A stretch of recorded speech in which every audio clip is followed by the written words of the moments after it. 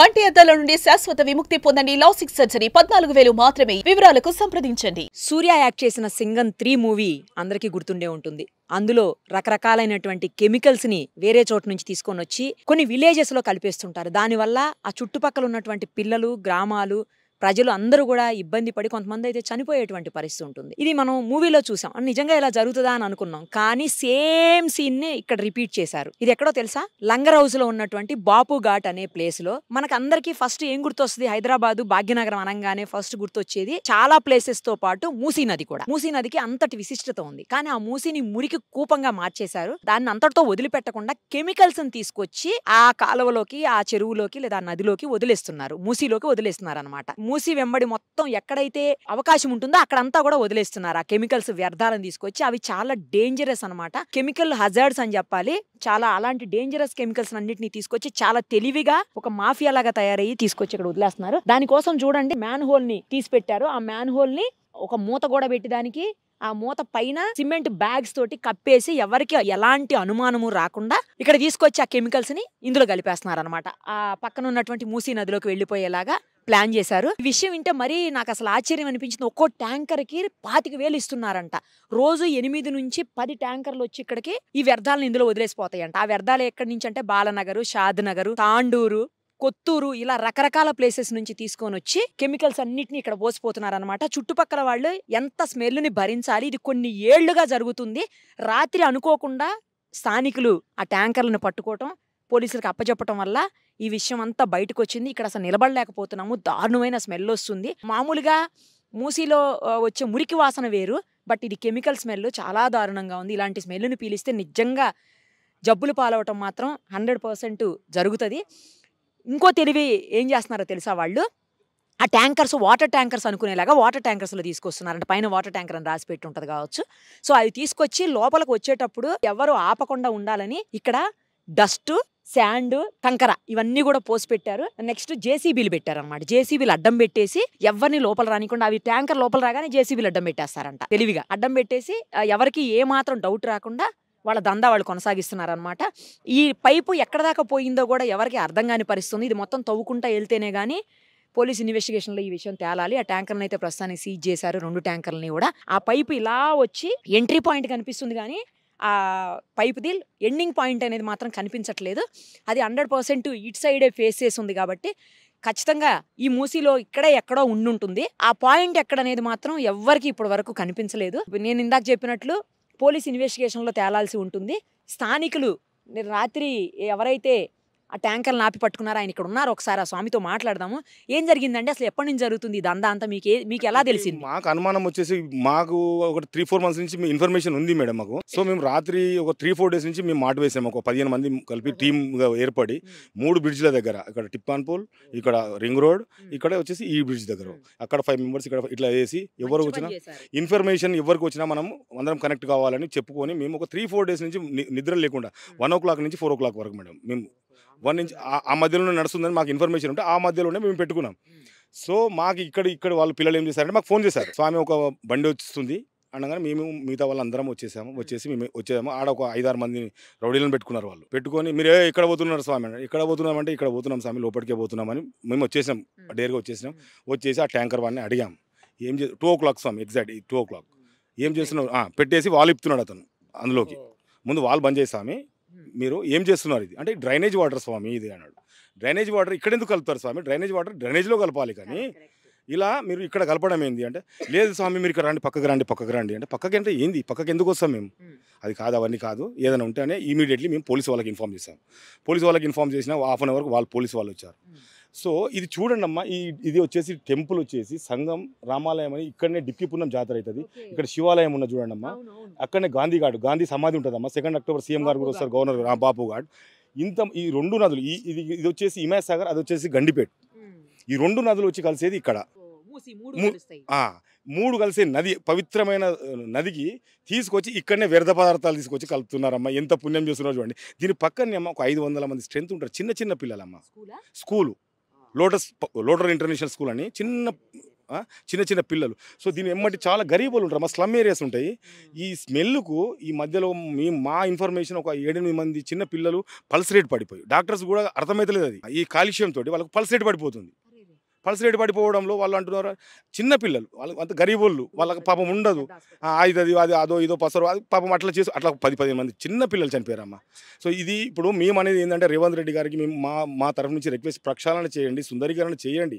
దీనికి ఏం చేయాలంటే ఫస్ట్ రివర్ బెడ్ కట్టి మంచిగా నీట్గా రివర్ బెడ్ కట్టి ఇలా ఏం కాకుండా అది చేసి దాని తర్వాత ఫర్దర్ మీరు ఏం డెవలప్మెంట్ చేసుకుంటారో చేసుకోండి. కానీ ముందు మీరు ఫస్ట్ ఇక్కడి నుంచి నాగోల్ వరకు ఎంతమంది ఇలా చేస్తున్నారో దీని మీద మీరు పొల్యూషన్ బోర్డు ఏం చేస్తున్నది, జిహెచ్ఎంసీ ఏం చేస్తున్నది, పోలీస్ శాఖ ఏం చేస్తున్నదో కొంచెం దీని మీద, ఎందుకంటే పబ్లిక్ మన ఇప్పుడు హైదరాబాద్లో ఢిల్లీ లేక కాలుష్యం మన దగ్గర కూడా విపరీతంగా అయిపోతుంది. సో మనం ఇప్పటి నుంచే దీన్ని ఏమైనా కట్టుదిట్టం చేస్తే ఏమన్నా ఫ్యూచర్లో మనకు ఏం కాకుండా ఉంటుందని మా యొక్క మనవి. చాలా మంచి పని చేశారు మీరు నిజంగా.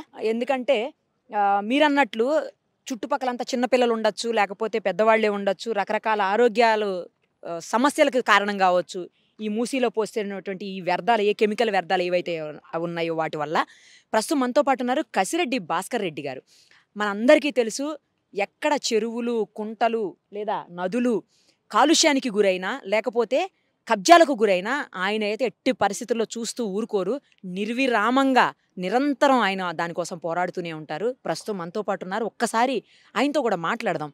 సార్ నమస్తే అండి.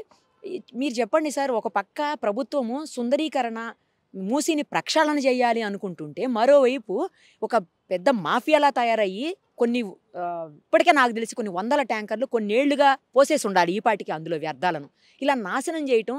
మనకు భగవంతుడు ఇచ్చినటువంటివి ఇవన్నీ కూడా న్యాచురల్ రిసోర్సెస్, వీటన్నిటిని నాశనం చేతులారా చేసుకొని మన ఆరోగ్యాలని లేకపోతే మన భవిష్యత్తుని మనమే నాశనం చేసుకుంటున్నామా పిల్లల భవిష్యత్తుతో పాటు? మనిషి డబ్బు సంపాదించాలి, డబ్బు సంపాదించి వ్యాపారం చేసి సంపాదించాలి. కానీ ఈ విధంగా ఇంత క్రూరంగా రాక్షసులు కూడా ఇలాంటి పని చేయరు. నిజంగా ఇక్కడ చూడండి, అతి సమీపంలో సంవత్సరంలో 1-2 సార్లు హై అఫీషియల్స్ వచ్చే ప్లేస్ ఇది. బాపుఘాట్ దగ్గరికి ముఖ్యమంత్రి, గవర్నరు, వివిధ రాజకీయ పార్టీల నాయకులు, అనేక స్వచ్ఛంద సంస్థలు, అనేక మంది వచ్చే చోటు ఇది. ఇక్కడ వచ్చి చూసిన తర్వాత ఒకటేమనిపిస్తుందంటే దీని వెనుక ఏదో పెద్ద హస్తం ఉంది. ఖచ్చితంగా దీంట్లో నిజానిజాలు తేల్చాల్సిన అవసరం ఉంది. అక్కడ పైపు పెట్టి ఈ ఏదైతే మూసి అని అంటామో ఈ నదులు కలిసే ఈ సంగమం లాంటిది ఇది. ఒక మంచి నీరు పైనుంచి వస్తుంటే ఇక్కడ కలుషితం చేసు, మామూలు కలుషితం కాదు ఇది, రసాయనాలు తెచ్చి ఇందులో వదలడం ఒక విచిత్రమైన పరిస్థితి ఇది. రాత్రి స్థానికులు ఎంతో కాలం నుంచి వీళ్ళు కష్టపడుతుర్రో పాపం, నిద్రాహారాలు మాని రాత్రి పట్టుకుంటే తెలిసింది విషయం. అక్కడ భూమి చూస్తే ఏ విధంగా తయారైందో, అవి వగి భూమి, పొలము, మట్టి తన రంగు మారిపోయింది పూర్తిగా. అందులో ఆ నీళ్ళల్లో పోసిన తర్వాత ఇవి ప్రవహిస్తూ హైదరాబాద్ నగరం నుండి నల్గొండ జిల్లాకు చేరుతున్నది వాటర్. అక్కడ వరి పొలాలకు చేరుతున్నది. ప్రభుత్వము ఏదైతే ఒక మంచి ఆశయంతో ఈ మూసీ నదిని ప్రక్షాళన చేయాలనేది ఆలోచన మంచిదే. అయితే హైదరాబాద్ నగరంలో ఉన్న డ్రైనేజ్ ఇందులో కలపొద్దనే అంటున్నాం. కానీ ఇంత భారీ ఎత్తున ఎక్కడో జడ్చర్ల, షాద్నగర్, పటాన్చెరు, బొల్లారము అక్కడికి సంబంధించిన రసాయనాలు తెచ్చి ఇందులో కలపడం అనేది విచిత్రమైన పరిస్థితి. ఈ విధమైన పరిస్థితి ఎక్కడ కనిపించదు. అయితే ఒకటి చేయాల్సిన అవసరం ఏముందంటే, ఇప్పుడు అక్కడి నుంచి ఇక్కడికి పైప్ ఉంది. రాత్రి టీవీ ఛానల్స్ లో వార్తలు కూడా వచ్చినాయి. మరి రాత్రి నుంచి ఇప్పటి వరకు అధికారులు ఇప్పటికిక్కడ రావాలి. మా జనం కోసం ఒకటే డిమాండ్ చేస్తుంది. సందర్భంగా స్థానికులు చిత్తశుద్ధితోటి పట్టుకున్నారు, మీకు ఒక అవకాశం ఇచ్చిర్రు. అక్కడ పైపేసి దాదాపు 1000 మీటర్ల లోపల నీళ్ళల్లో రసాయనాలు వదులుతున్నారు. ఇవి మురికి నీళ్లు కావు. వెంటనే రేవంత్ రెడ్డి గారికి సందర్భంగా వారి దృష్టికి తెస్తున్నారు. వాళ్ళు ఆల్రెడీ ఇంతకుముందు డిమాండ్ చేశారు. ఈ కిందున్న భూమి కూడా మొత్తం కలుషితం అయిపోయింది. ఇంత భారీ ఎత్తున ఒక ప్రణాళికాబద్ధంగా ఇక్కడ జరుగుతుందంటే దీని వెనుక ఏదో కుట్ర ఉంది. వెంటనే రేవంత్ రెడ్డి గారు ఒక ఉన్నత స్థాయి విచారణ ఈ విషయంలో వేసి మూసీ సుందరీకరణ అనేది ఇక్కడి నుంచే ప్రారంభించాలని మా జనం కోసం డిమాండ్ చేస్తుంది. బాపు ఘాట్ అనేది పేరు బాపూజీ, ఆయన సిద్ధాంతాన్ని, అహింసా సిద్ధాంతాన్ని తీసుకొని మనకు స్వతంత్రం తెచ్చిండు. ఆయన పక్కన ఇంత మురికి కూపన్ రసాయనాలు చెరువులో వదలడం అనేది, ఈ మూసీ నదిలో వదలడం అనేది చాలా బాధాకరం విషయం. హృదయం ద్రవిస్తున్నది ఈ విషయం చూస్తుంటే. అక్కడి నుంచి ఇక్కడికి ఎంత ధైర్యం ఉంటే వీడు ఇంత పెద్ద పైప్ తెచ్చి 100 కిలోమీటర్ల నుంచి తెచ్చి రసాయనాలు తెచ్చి ఇక్కడ వదలడం ఏంటి? ఒక విచిత్రమైన పరిస్థితి ఇది, దారుణమైన పరిస్థితి. ఒక మనిషిని హత్య చేసిన దానికంటే ఎక్కువ ఇది, హత్య చేసిన దానికంటే ఎక్కువ ఇది. అందుకని రాష్ట్ర ప్రభుత్వం వెంటనే స్పందించాలి. ఈ మూసీ సుందరీకరణ అనేది మన బాపు ఘాట్ దగ్గర జరిగిన ఈ ఘోరాన్ని అండర్ గ్రౌండ్లో భారీ ఎత్తున పైప్ లైన్ వేసి రసాయనాలు మూసీ నదిలో వదలడం అనేది చాలా క్షమించరాని విషయం. వెంటనే దీనిపైన పోలీసులు, రెవెన్యూ విభాగం, జిహెచ్ఎంసీ విభాగం, దీనికి సంబంధించిన హైడ్రా కూడా స్పందించాలని మా జనం కోసం డిమాండ్ చేస్తున్నది. చూశారు కదా సార్ చెప్పినట్లు, అసలు ఈ మనిషిని చంపిన దానికంటే ఎక్కువ పాపం ఇది. ఎందుకంటే మనిషిని చంపితే ఆ ఒక్కరితో పోతుందేమో, ఇది అలా కాదు. కొన్ని వందల ప్రాణాలు, కొన్ని వేల పసిపిల్లల ప్రాణాలు కూడా ఫణంగా పెట్టినటువంటి పరిస్థితి ఇది. లోకల్లో వాళ్ళందరూ కూడా త్రివేణి సంగమం ఎలా భావిస్తారో పవిత్రంగా అలా భావించేటువంటి పరిస్థితి. ఎందుకంటే ఉస్మాన్ సాగర్, హిమాయత్ సాగర్ సేమ్ టైం మూసి 3 కలిసేటువంటి సంగమం అట ఇది. సో అలాంటి ప్లేసులో ఇంత అన్యాయంగా, దారుణంగా, ఇంత అసహ్యకరమైనటువంటి కెమికల్స్ని తీసుకొచ్చి పోసి ఇక్కడ ప్రాణాలతో చెలగాటం ఆడుతున్నారు. ఎంత వాళ్ళు వెనకాల ఎంత పెద్ద వ్యవస్థ లేకపోతే లోపల నుంచి తవ్వి తీసుకొచ్చి పైపుని వేసేసి అర్ధరాత్రి ఇష్టానుసారం కొన్ని ఏళ్ల పాటు కొన్ని వందల ట్యాంకర్లు, వేల ట్యాంకర్లు తీసుకొచ్చి ఇక్కడ పోసి ప్రజల జీవితాలతో ఇలా ఆడుకుంటున్నారనేది మనకు అర్థమవుతుంది. ఇమ్మీడియట్గా అధికారులు స్పందించాల్సిన అవసరం ఉంది. దాని ఎండ్ ఎక్కడుందో, అసలు ఇది ఒక్కటే ఉందా, లేకపోతే ఇంకా చాలా ప్రాంతాల్లో ఇలాగే పైప్ లైన్లు వేసి లేకపోతే ఇలాగే మ్యాన్ హోల్స్ తీసి ఇలా పోస్తా ఉన్నారా, అది ఎక్కడా ఏంటి అనేది ఒక్కదాంతో సరిపెట్టారా, ఇంకా ఎన్ని ప్లేసుల్లో చేశారనేది కూడా బయటికి రాబట్టాల్సిన అవసరం ఉంది. అప్పుడే ఈ మూసీని, ఈ ప్రక్షాళన అనే ఏదైతే అనుకుంటుందో ప్రభుత్వం, దానికి మొదటి అడుగు పడినట్లు అవుతుందని చెప్పి మనం భావించాల్సినటువంటి అవసరం ఉంటుంది. అలాగే మూసీ ప్రక్షాళనతో పాటు కొన్ని వేల మంది ప్రాణాలను కూడా కాపాడినటువంటి పరిస్థితి కెమికల్స్తో. అసలు ఒక్క 10 నిమిషాల నుంచి ఉంటేనే నిలబడలేనటువంటి సిచ్యుయేషన్ ఉంది.